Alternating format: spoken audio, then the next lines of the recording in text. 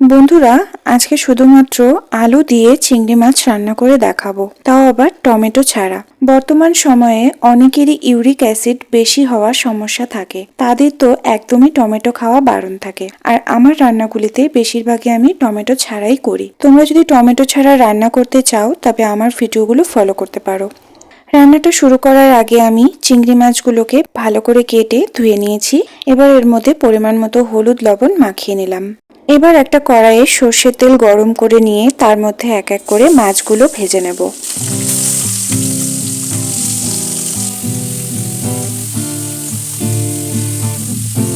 চিংড়ি মাছ তেলে দেওয়ার সাথে সাথেই শক্ত হয়ে যায় এবং খুব বেশি সময় লাগে না ভাজতে।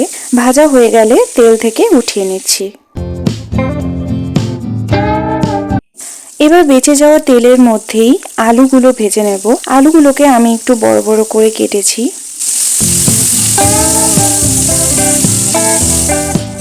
আলুগুলো অনেকটাই প্রায় ভাজা হয়ে গেছে। এবার আমি এর মধ্যে দিয়ে দিচ্ছি হাফ চামচের মতো গোটা জিরে আর দিচ্ছি একটা তেজপাতা।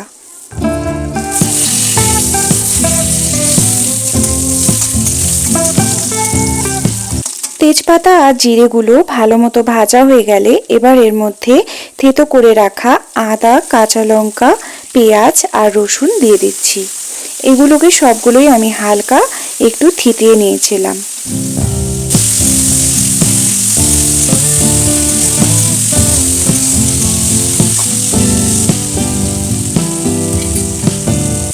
দেখতে পাচ্ছ সমস্ত কিছু ভালো মতো ভাজা হয়ে গেছে।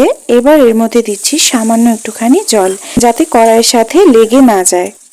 এবার এর মধ্যে গুঁড়ো মশলা দিচ্ছি আর সাথে হলুদ লবণও দিচ্ছি। গুঁড়ো মশলাতে এখানে 2 রকমের লঙ্কা গুঁড়ো, জিরে গুঁড়ো আর ধনে গুঁড়ো দিয়েছি। সবকিছু পরিমাণ মতো দিয়ে মিশিয়ে নিচ্ছি। এবার এটাকে পুরো এভাবেই ফুটতে দেব, পুরো ঝোলটাকে শুকিয়ে নেব।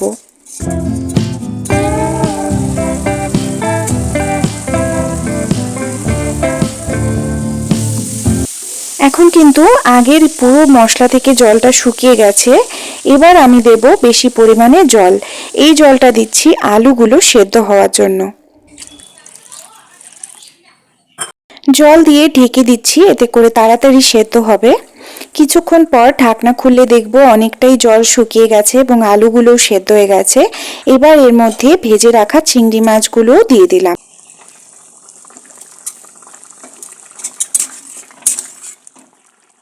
ঝোলটাকে এভাবেই আর একটু শুকিয়ে নেব আর এর মধ্যে অল্প একটুখানি গরম মশলা উপর থেকে ছড়িয়ে দিলাম।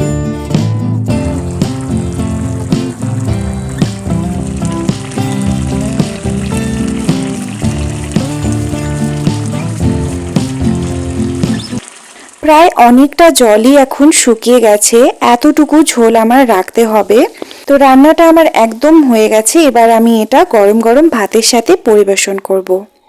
রান্নাটি তোমাদের কেমন লাগলো আমাকে অবশ্যই কমেন্টে জানাও। আর যদি ভালো লাগে তাহলে ভিডিওটি লাইক ও শেয়ার করে দিও। আর যারা আমার চ্যানেলে নতুন এসেছো তারা আমার চ্যানেলটিকে সাবস্ক্রাইব করে দাও। আমার চ্যানেলে ভালো ভালো ভিডিও আপলোড করা হয়।